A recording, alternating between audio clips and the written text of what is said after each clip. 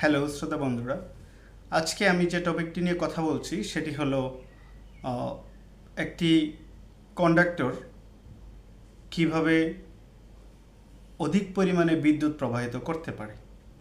এখন প্রশ্ন হলো, কারেন্ট ক্যারিং ক্যাপাসিটি যে কন্ডাক্টরে আছে, ধরুন একটি কন্ডাক্টরের আছে 63 এম্পিয়ার, সে এটিকে 75 এম্পিয়ার তো করতে পারবে না। কিন্তু এটা আমাদের যদি করতে হয় তাহলে কি করণীয়? আপনাদেরকে একটি এক্সাম্পল দিই। ধরেন আমাদের দেশের যে ন্যাশনাল গ্রিড আছে, পাওয়ার গ্রিড, এই পাওয়ার গ্রিডের এক পাইলন থেকে আরেকটি পাইলন, পাইলন মানে হলো খুঁটি, যেগুলা হাই ভোল্টেজ লাইন, সঞ্চালন লাইন যেটাকে বলা হয়, অর্থাৎ আমরা ইঞ্জিনিয়ারিং ভাষায় বলি ট্রান্সমিশন লাইন।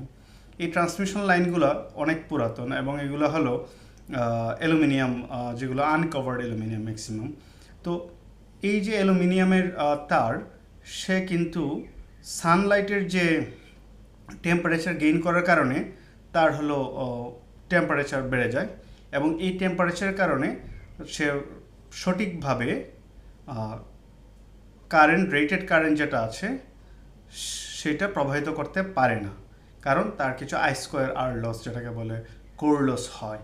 এখন এই লস কমানোর জন্য কি করা যায়? এই লস কমানোর জন্য একটি সহজ বুদ্ধি হলো, কিছু অভিজ্ঞ সায়েন্টিস্টরা এটা আবিষ্কার করেছে যে একটা বিশেষ ধরনের যদি প্রলেপ দেওয়া হয়, যে প্রলেপটা আপনার যে তার যেটা আছে এটাকে কভার করে ফেলবে, যেটাকে বলে কোটিং।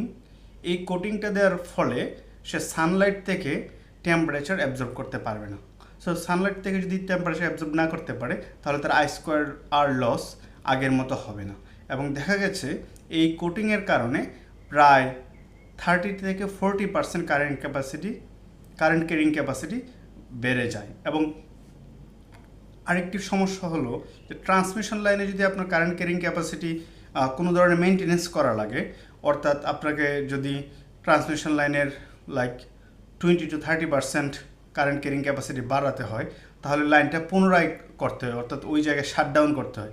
কিন্তু এই পদ্ধতিতে আপনার শাটডাউন করতে হবে না। কারণ কি? কারণ একটি আপনি ড্রোনের মতো রোবট যদি আপনি ওই লাইনের মধ্যে দিয়ে দেন, তাহলে সেই রোবটটি সুন্দর করে সে লাইন দিয়ে হেঁটে হেঁটে চলে যাবে এবং কোটিং দিয়ে ফেলবে এবং লাইভ লাইনে এটি কাজ করা যাবে। কারণ রোবটটি এবং এই যে লাইন, এটি ইকুইপোটেনশিয়ালে থাকার কারণে এখানে কোনো আর্কিং ঘটবে না।